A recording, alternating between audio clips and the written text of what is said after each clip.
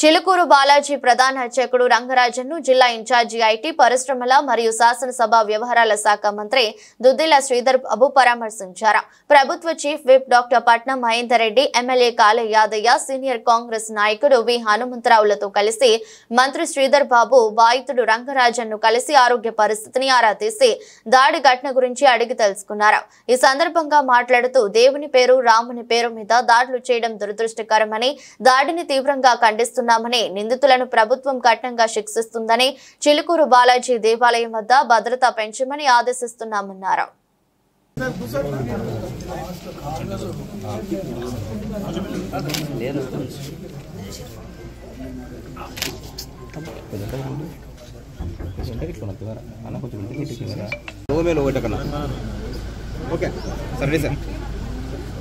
నిన్న చిలుకూరు బాలాజీ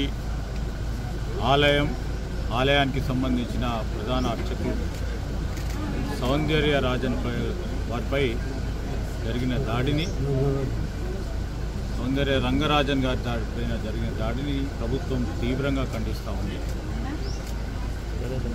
రామరాజ్యం పేరిట ఎవరైనా హింసాత్మకమైన ఘటనలు చేసినా ప్రభుత్వం చూస్తూ ఊరుకునేది లేదు, ఉపేక్షించేది కూడా లేదు.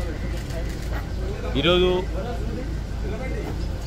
దాడులు చేసిన వారిపై కఠినంగా ప్రభుత్వం వ్యవహారం చేస్తుంది.